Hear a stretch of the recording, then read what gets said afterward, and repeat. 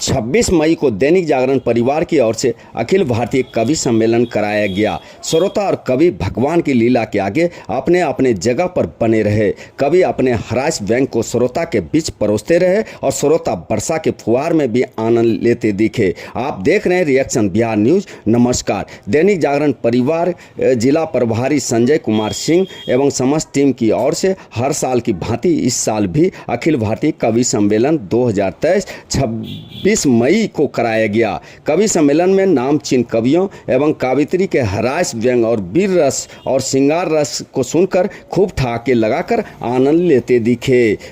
इस अवसर पर जिला पदाधिकारी अविनाश कुमार सिंह, अनुमंडल पदाधिकारी अभय कुमार तिवारी, वरीय उप समाहर्ता के Kumar Anuj, SDPO doctor Rakesh Kumar, emergency hospital Jamui के डॉक्टर हर्षवर्धन, जिले के ख्याति प्राप्त doctor Neeraj Shah, doctor Manoj Singh, cricket district association के अध्यक्ष मनोज सिंह, डॉक्टर अंजनी सिन्हा, डॉक्टर अरुण सिंह सहित अन्य गणमान्य लोग अखिल भारतीय कवि सम्मेलन में उपस्थित रहे। और मैं बधाई देना चाहती हूँ दैनिक जागरण को कि उन्होंने यहाँ पर आज हिंदी कविता की इतनी खूबसूरत महफिल सजाई है। बच्चे बहुत प्यारे हैं, बहुत खुश हो रहे हैं। असल में ये इसलिए भी आज ज़्यादा खुश हो रहे हैं क्योंकि पहली बार अपने मम्मी पापा को एक साथ हंसते हुए देख रहे हैं। जय हो। तो बच्चे वैसे हमारे देश का भविष्य है, लेकिन आज इसलिए भी खुश हो रहे हैं कि कल तो साथ साथ बैठे थे, कल इतने खुश नहीं थे। आज मम्मी पापा अलग अलग बैठे हुए हैं तो इसलिए ज़्यादा खुशी हो रही है इनको। इसी तरह से बीच बीच में बोलते रहेंगे आदरणीय गजेंद्र जी। हमने इनको यहाँ पर इसीलिए बुलाया है। हम संचालन हमेशा उन्हीं से करवाते हैं जिनको अपने घर में बोलने का मौका बिल्कुल नहीं मिलता है। सही तो कहा पद्मिनी जी आपने, लेकिन मैं बता देना चाहता हूं, अगर मेरी बात में अच्छा ही लगे तो एक बार तालियों से बताना कि पद्मिनी जी आपने तीर जरूर अंधेरे में मारा है। आपको पता नहीं बंदा अब तक अटल जी की तरह कुंवारा है। क्यों कुंवारे हैं ये भी बता दीजिए। ऐसा नहीं होता है जो भी कुंवारा रह जाए वो इस देश का प्रधानमंत्री बन जाएगा, ऐसा नहीं होता है। और वही बहुत अच्छा संचालन भी करते हैं, देश के राष्ट्रपति प्रधानमंत्री बनते हैं। मैं पहली बार जमुई आई हूँ। वैसे बिहार काफ़ी आना होता है, पर पहली बार जमुई आई हूँ तो एक बार आप लोगों को मुंह दिखाई की तालियां जरूर बजानी। बहुत अच्छा, बहुत अच्छा। सब लोग कह रहे थे यहाँ से डॉक्टर साहब बैठे हैं, डॉक्टर साहब बैठे हैं। मैंने कहीं किसी अस्पताल के बाहर एक बोर्ड पढ़ा था, उस पर लिखा था, खोल लेते दिल अगर हंस बोल कर यारों के साथ, खोल लेते दिल अगर हंस बोल कर यारों के साथ, तो हमें ना खोलना पड़ता यूं आजारों के साथ। क्या बात है, वाह वाह वाह वाह। मैं 4 पंक्तियां पढ़ती हूँ और आपके कानों के जरिए आपके दिल तक उतरने का प्रयास करती हूँ। आदरणीय हमारे पास तो ये केजरीवाल जी भी बैठे हैं, हमारे अपने लोकल केजरीवाल जी हैं। ये कह रहे थे कि मेरा चेहरा उनसे मिलता है। देखिए, इस देश के जितने भी राज्य हैं वो ये सोच के मुख्यमंत्री बनाते होंगे कि उनकी समस्याओं का समाधान हो जाएगा, लेकिन हम दिल्ली वाले इतने शानदार हैं कि हमने समस्या को ही मुख्यमंत्री बना लिया। जय हो, जय हो, बढ़िया। मैं 4 पंक्तियां पढ़ती हूँ। स्वागत। मूलतः प्रेम की, श्रृंगार की कवित्री हूँ। 2-3 कविताएं आपको सुनाऊंगी। आप लोग ढंग से सुन लेंगे, ताली वाली बजा देंगे तो ठीक है, वरना 8-10 कविताएं और सुनाऊंगी। जय हो, क्या बात है। सुनेगा। गुलों से खुशबू ही कुछ रंग तितली से चुराए हैं। बहुत अच्छा, क्या बात है। गुलों से खुशबू ही कुछ रंग तितली से चुराए हैं। सुकोमल भाव मन के काव्य गंगा में समाए हैं। बहुत अच्छा। मिलेगा प्यार ऐसी आस है, विश्वास है मन में। मिलेगा प्यार ऐसी आस है, विश्वास है मन में। तुम्हारे शहर में हम आज पहली बार बहुत अच्छा है, वाह वाह वाह वाह वाह वाह। तुम्हारे शहर में हम आज पहली, और 4 पंक्तियां प्रेम की आपको सुनाती हूँ। कभी कभी धरती महकती है, कभी अंबर महकता है, क्या बात है? कभी धरती महकती है, कभी अंबर महकता है। कोई मौसम है जो सांसों में रह रह कर महकता है, कोई मौसम है जो सांसों में रह रह कर महकता है।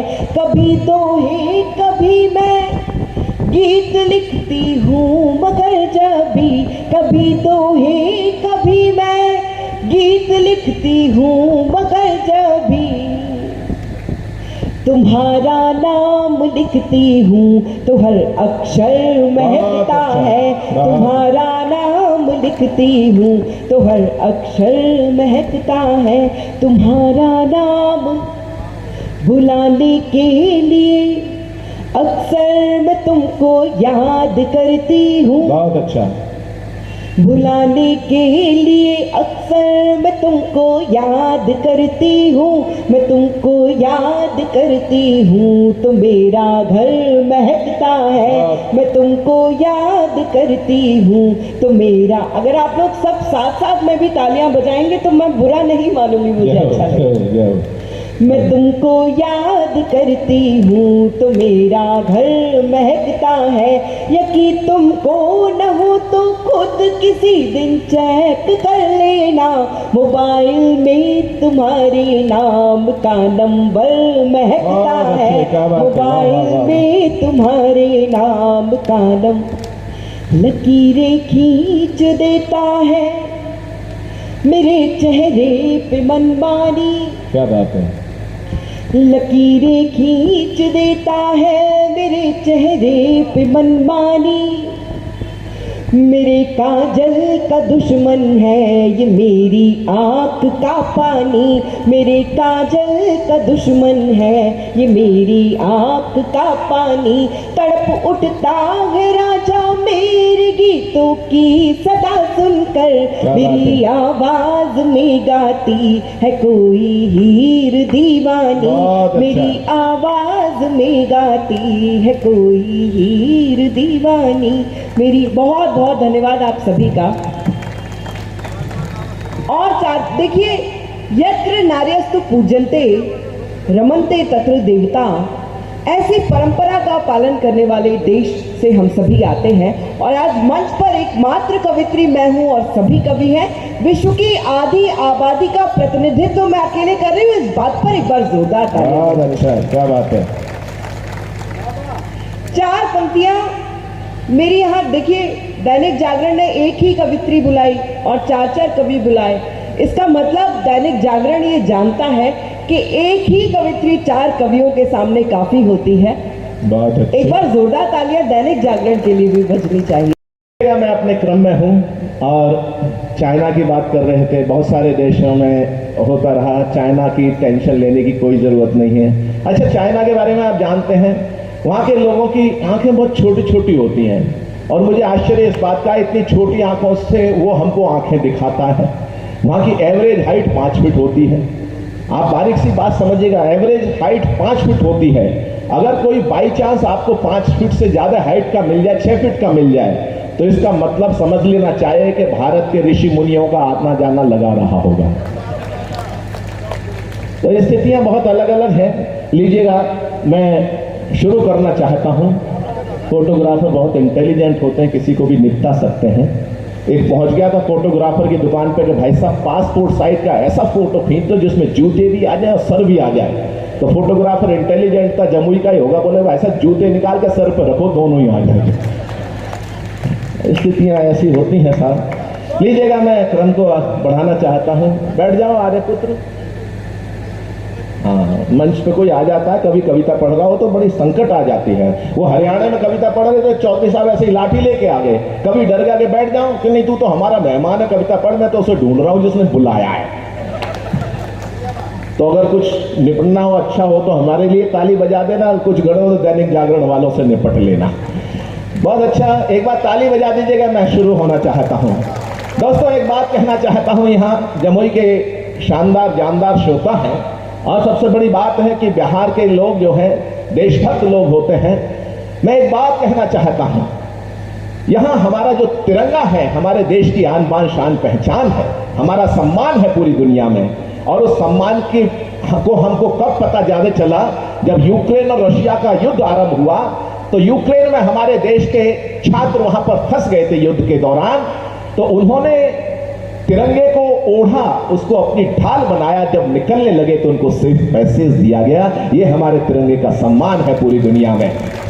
और तो और हमारे जो पड़ोसी देश हैं जो हमसे नफरत करते हैं, उग्रवाद आतंकवाद फैलाते हैं, उन्होंने भी जब देखा कि भारत के जो विद्यार्थी हैं, स्टूडेंट्स हैं, छात्र हैं, तिरंगा ओढ़ के निकल रहे हैं, तो उन्होंने भी तिरंगे को अपनी ढाल बनाया, वो भी सुरक्षित वहां से निकले। और भी हमारे मित्र देशों के ये हमारे तिरंगे की आन बान शान पहचान है। मैं शुरू होना चाहता हूं, और मैं चाहता हूं मन के साथ, जिस तरीके से आपने सुना है कवि सम्मेलन, थोड़ा समय मुझे बीच में कोई उठे नहीं अब थोड़ी देर, क्योंकि मैं जो गा रहा हूं, कह रहा हूं, वो राष्ट्र की आराधना है, देश की कहीं पूजा है। उस पूजा के बीच में कोई उठेगा तो मुझे कष्ट होगा। कहना चाहता हूं कि इस लोकतंत्र के शिखर का जो श्रृंगार है, तिरंगे के लिए हमारे डीएसपी साहब हैं, हमारे डीएम साहब हैं, और भी जो लोग बैठे हुए हैं, हमारे राजनीतिक जो है किसी राजनीतिक दल से हो सकते हैं। लेकिन एक बात और कहना चाहता हूं, किसी भी राजनीतिक दल से आप संबंध रखते हो, संपर्क रखते हो, लेकिन साहित्य और संस्कृति जोड़ती है। यहाँ अलग अलग जाति पंथ संप्रदाय के राजनीतिक दलों के लोग बैठे होंगे, लेकिन कवि सम्मेलन में कवियों के लिए आप सब कहीं ना कहीं भारतीय हैं, हिंदुस्तानी है। ये कविता की शक्ति होती है। आप सभी मन के साथ सुन रहे हैं, तब कहता हूं कि इस लोकतंत्र के शिखर का जो श्रृंगार है, इस लोकतंत्र के शिखर का जो श्रृंगार है, जिन तीन रंगों से ही वतन में बहार है, हिंदू हो, मुसलमान हो, सिख हो कि ईसाई, हर हिंद के वासी को तिरंगे से प्यार है, हर हिंद के वासी को तिरंगे से प्यार है। उस तिरंगे की बात से शुरू करना चाहता हूं, और आपका मन चाहता हूं कि जनगण मन के अमर स्वरों का गान तिरंगा। मेरा साथ दीजिएगा, क्योंकि मैंने पहले ही कहा, मैं थोड़ा सा आपकी प्रतिक्रिया चाहता हूं कि जनगण मन के अमर स्वरों का गान तिरंगा है, जनगण मन के अमर स्वरों का गान तिरंगा है, भारत के स्वर्णिम सपनों की शान तिरंगा है, बलिदानी पवनों के झोंकों से जो लहराया, बलिदानी पवनों के झोंकों से जो लहराया, भारत माँ का गौरव और सम्मान तिरंगा है, भारत माँ का गौरव और सम्मान तिरंगा है। युगों युगों तक इस धरती पे निज भारत की शान रहे, युगों युगों तक इस धरती पे भारत माँ की शान रहे, राम कृष्ण गौतम के वंशज वाली ये पहचान रहे। रामायण गीता कुरान, रामायण गीता कुरान गुरु ग्रंथ साहिब हो, होठों पर आपके हाथ खुल जाने चाहिए कि रामायण गीता कुरान गुरु ग्रंथ साहिब हो, होठों पर, लेकिन सबसे पहले हर एक दिल में हिंदुस्तान रहे, लेकिन सबसे पहले हर एक दिल में हिंदुस्तान रहे। और जुग जुग से कल कल कहता गंगा जमुना का पानी है, जुग जुग से कल कल कहता पावन नदियों का पानी है, इस धरती पे जन्म लिया बस अपनी यही निशानी है, भरत भूमि में जन्म लिया बस अपनी यही कहानी है। एक सभ्यता एक संस्कृति अपना इतिहास बताता है, अगली पंक्ति फिर आपका समर्थन और ध्यान चाहती है। एक सभ्यता एक संस्कृति अपना इतिहास बताता है, जाति पंथ सब भले अलग हो खून तो हिंदुस्तानी है, जाति पंथ सब भले अलग पर खून तो हिंदुस्तानी है। और भूल न जाना स्वतंत्रता के अमर क्रांति बलिदानों को, भूल न जाना स्वतंत्रता के अमर क्रांति बलिदानों को, आजादी की लौ पर जलने वाले उन परवानों को, तो दाग गुलामी वाला धोने खातिर झूल गए फांसी, दाग गुलामी वाला धोने खातिर झूल गए फांसी, आओ मिल हम नमन करें आजादी के दीवानों को, आओ मिलकर नमन करें आजादी के दीवानों को। 1857 से लेकर 1947 तक का इतिहास बलिदानों से भरा पड़ा है, जिसको हमने लड़ा था, जिसमें है हिंदू का था, मैं मुसलमान का था, लेकिन 1947 तक आते आते कहीं ऐसे मनभेद हुए कि कहीं देश बट गया। तब मैंने बहुत कुछ कहने के लिए है इतिहास के बारे में। मैं बलिदानों को याद करता हूं, जिन्होंने कहीं अपना प्राणदान देके हुतात्माओं को याद करता हूं बिहार की इस पावन धरती से। और पुलिस के बारे में बहुत कुछ कहा जाता है, लेकिन बताना चाहता हूं 13 दिसंबर याद कीजिएगा, जब लोकतंत्र के मंदिर पर हमला हुआ था तो यही पुलिस थी। हमारे कवि मित्र हैं मदन मोहन समर, उन्होंने कहा कि जिनके गरम लहू के छींटे साहस की तहरी बने, जो जीते जी लोकतंत्र के मंदिर की प्राचीर बने, और 8 जवानों की कुर्बानी ने भारत का मान रखा, अपनी लाशें बिछा नींव में ऊपर हिंदुस्तान रखा, अपनी लाशें बिछा नींव में। जब कभी संकट का समय होता है तो हमारी पुलिस, हमारी सेना हमारे देश की रक्षा के लिए, समाज की रक्षा के लिए निरंतर तैनात रहती है। मैं याद करना चाहता हूं, जमीन होती है अपनी और गगन अपना ही होता है। एनकाउंटर हो लिया होता है,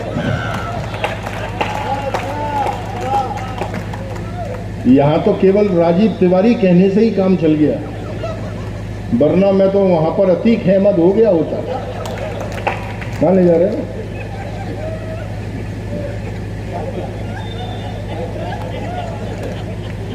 बिहार में दारू बंद हो गई है तो लोग बाग अपनी साइकोलॉजी दुरुस्त रखने के लिए पानी की बोतल भी छुपा छुपा के ही ले जाते हैं।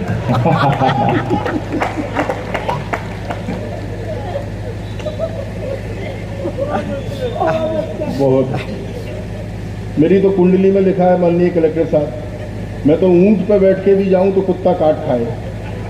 ये सब मेरे उसमें होता रहता है, कोई पानी ले जाएगा, कोई चाय बांटेगा, कोई गुटखा खाएगा, कोई कुछ खाएगा। इस मानसिकता को प्रणाम करते हुए मैं अपनी जिंदगी का एक अच्छा व्यंग आपको सौंपता हूँ कि सिगार की सिस्टर, सिगरेट की साली, चिलम की बुआ, हुक्के की घरवाली, धूम्रपान की सबसे पुरानी पीढ़ी, यानी कि बुझी हुई बीड़ी। बहुत अच्छे है नहीं, सब ताली बजाओ। देश का एक बड़ा कवि काव्य पाठ कर रहा है, आप ताली भी नहीं बजा सकते। सिगार की सिस्टर, सिगरेट की साली, चिलम की बुआ, हुक्के की घरवाली, धूम्रपान की सबसे पुरानी पीढ़ी, यानी कि बुझी हुई बीड़ी। सिनेमा हो या जेल, पैसेंजर हो या मेल, अस्पताल हो या कचहरी का कोई कोना, बड़ा कंपलसरी होता है इसका होना। कि ससुरी कश्मीर से लेकर कन्याकुमारी तक भ्रष्टाचार की तरफ फैली है। समझ में नहीं आता कि ये बीड़ी है या युवक कांग्रेस आई की रैली है। बहुत अच्छे। मैं आनंद दूंगा आपको, जरा मुझसे तो जुड़ो आप। समझ में नहीं आता कि ये बीड़ी है या युवक कांग्रेस आई की रैली है। ना जाने कब की बुझी बुझाई, ना जाने कब की बुझी बुझाई, एक रिक्शे वाले ने बीड़ी सुलगाई। रेलवे पुल के नीचे जैसे ही उसने 2-4 कश खींचे और घुमाया अपने रिक्शे का पहिया, मैंने कहा भैया तू वैसे ही दिन भर वजन ढोता है, पता है बीड़ी पीने से कैंसर होता है, लीवर कमजोर करती है, फेफड़े कर देती है खराब। उस पर अगर तू पीता होगा कहीं शराब तो देखना तू बहुत जल्दी अपनी आंखें नीचेगा, फिर रिक्शा का तेरा बाप खींचेगा, फिर रिक्शा का तेरा बाप खींचेगा। और व्यंग देखना दोस्तों, पसीने से तरबतर रिक्शे वाला बोला सर जब मयस्सर नहीं है 2 वक्त के निवाले, अरे दूध क्या पिएंगे हम रिक्शे वाले, किराए का रिक्शा महाजन का सूद, ऊपर से पी लें अगर हम दूध तो भाई साहब भूख हमारे झोंपड़ों को उतर जाएगी, अच्छे खासे रिक्शे की चैन उतर जाएगी, अच्छे खासे रिक्शे की चैन उतर जाएगी, अच्छे खासे रिक्शे की चैन उतर जाएगी। नाग पंचमी के दिन मेरी पत्नी ने सांप की जगह